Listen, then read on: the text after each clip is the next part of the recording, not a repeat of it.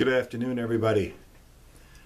I was going over my 100 or so videos that I have on YouTube and found out that a lot of people like the instructional fishing videos.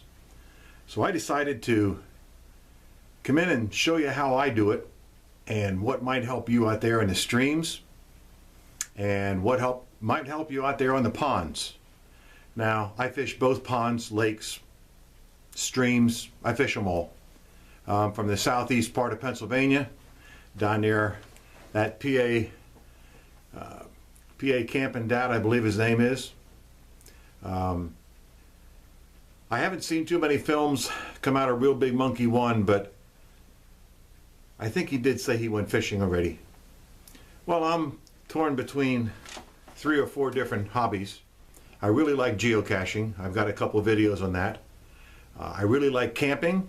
I like hiking the Appalachian Trail. I like staying up there, sleeping overnight. As you've seen my rucksacks and all my hikes. I do like fishing. Fishing was a hobby of mine before these other ones started. But I want to put a thank you out there to a wonderful lady from my church, happens to be my organist. Yes, Sally, that'd be you. And let me pan down a little bit here and step back so you can see it, for giving me a fishing vest. As you can see, I got it packed. I believe this might have been her dad's that was stored at her mom's house. And all her brothers and uncles and everybody else already has theirs. And I just ruined mine last year. It finally got so old that it tore. I do leave it in the truck, so I'm always ready to go. But I now have a good fishing vest that's probably 50 years old. And I think it'll outlast any one of these ones you buy today.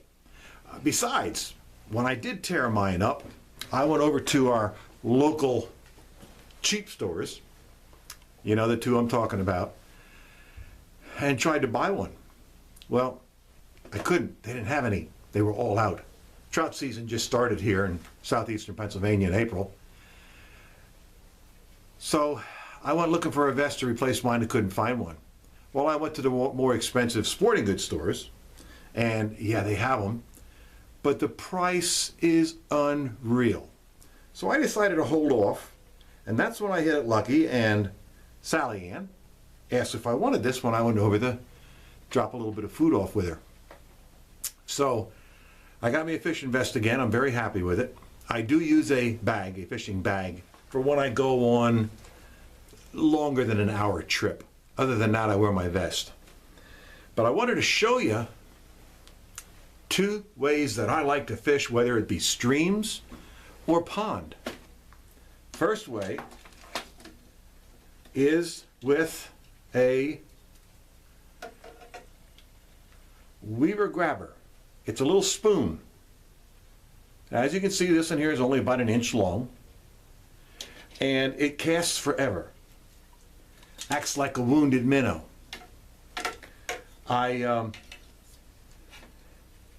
use a spider wire type line. I also use a nano type line. Very happy with the nano the first year you use it.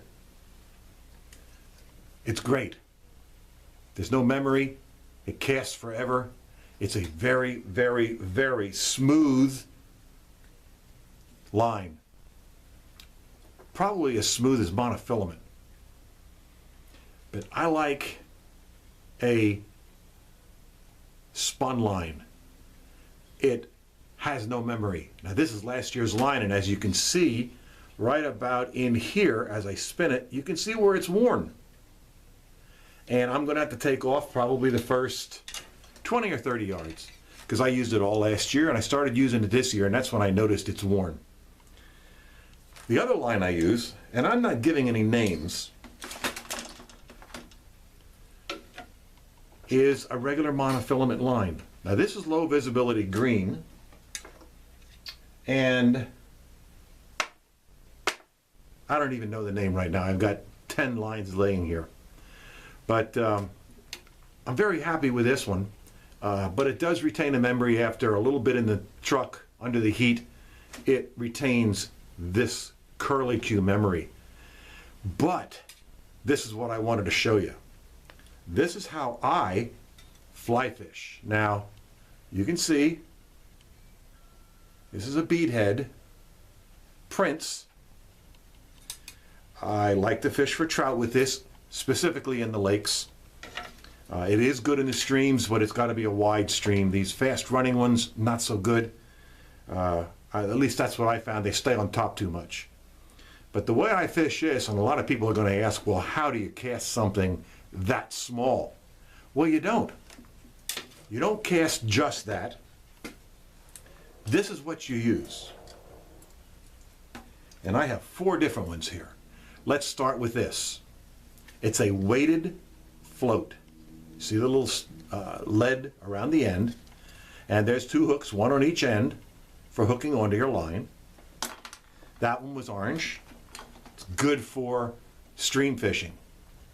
The one I like, and it's good for pond fishing because you can cast that a good distance. I stand corrected on the stream. This is the one I use for the stream fishing. As you can see, it's a little smaller. And the weight is still there, but it just doesn't cast as far. But this can be seen in a stream a whole lot easier as it's going down. It also has the little hooks on each end. It's spring loaded. The one I like for real spooky fish when it's summertime and the bass are biting and you can spook them up real quick. The one I like to use is the bubble. And as you can see, it's also spring loaded. See, the little top comes out, and it does have a hook on the bottom, so you can hook your line in it. And I'll show you how to hook this one up in a second.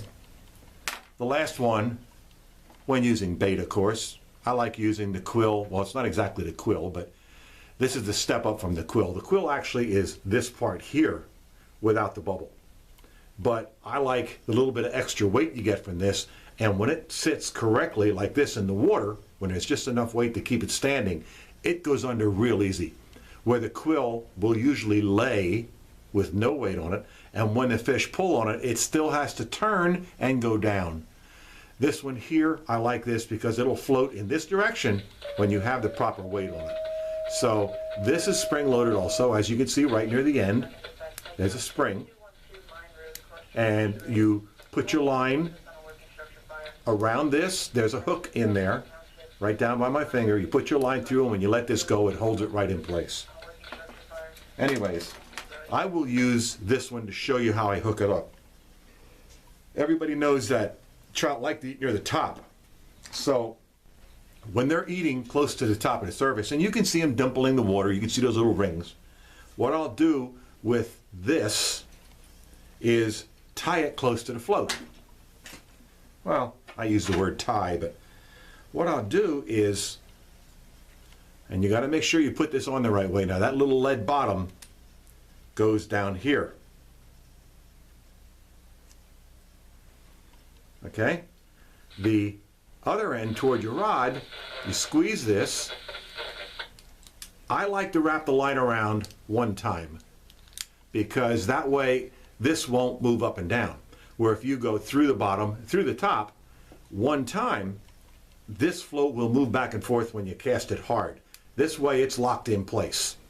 Now, as you can see the distance from finger to finger here, that's how deep it is. It's about 18 inches.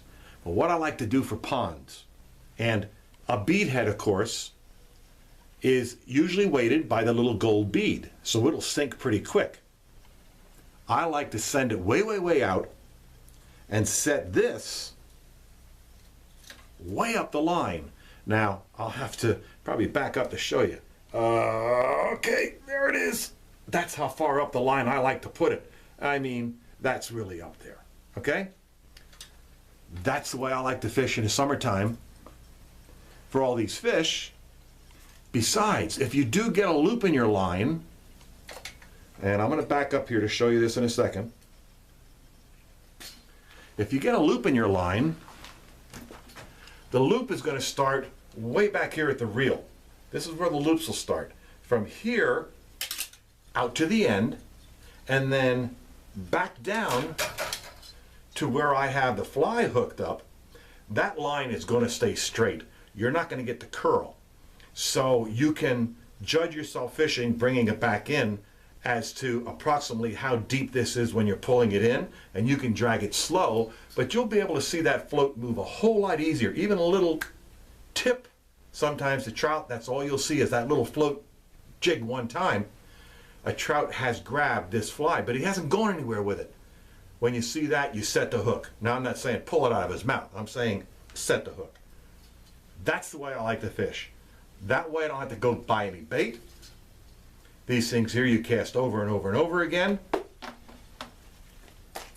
As soon as I find them, here we go.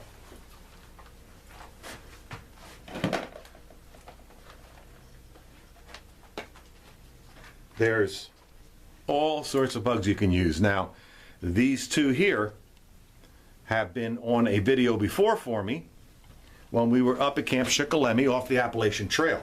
Those are mosquitoes. And it's probably a size 14, but oh, there it goes down on the floor. Hang on.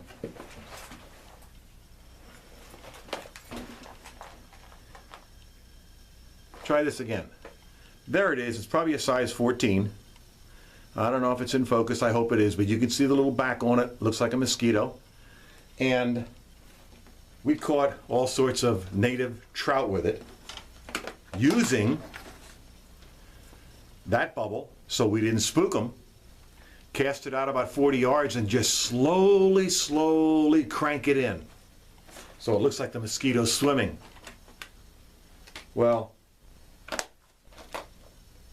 there's a myriad of bugs you can use. I mean, there's bees, there's moths, there's caterpillars, there's mealworms, all tide flies that you're trying to trick the animals into getting. Now, as you can see in here, I also have some poppers. Now those float on top of the water, and you can actually make them pop a little bit of water like something just landed.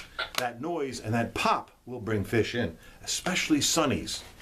Now, my wife is very fond of eating sunnies. They have a white meat. They're very clean. They're small, but you can get some mighty big size sunnies. And I'm saying sunnies as big as your hand. And you get 5 of them, you got yourself a good meal. Now the trout we ate, they were all right at legal limit, 7 inches. And once we took off the head and fried them, we just all we did was clean out the guts. We were actually able to eat the bones. That's how tender they were. That's the way I fish. I wanted to show you this fly fishing outfit that I use. I have 2 matching Fenwick rods here, and I have 2 matching, I'll tell you in a second, Shimano reels. The only difference is the spool on them. The one is 2,500 feet, the other one is 1,000. So I am very happy with the way I do it. I usually go out there and catch just as many fish, if not more, than the guy sitting there with his power bait on the bottom, waiting for the fish to come to him. I cover a whole lot more area. I enjoy it so much more. I was up at Antietam this morning. I walked up and had fish on before the guy sitting next to me after an hour had none. So of course when that starts happening, they start popping questions as to what are you using, how are you using, how are you doing it, what do you have on there, because they see me throwing and casting and coming back. They can see the float, they see it moving, but they don't know what I have on the end. A lot of these are different bugs that are used during the summertime. Right now we're in a situation where the bugs are just starting to hatch. So those that are buried in the water are starting to come up, and that's what the fish are feeding on. I'm not trying to give you a fishing lesson. What I'm trying to do is show you how I like to fish.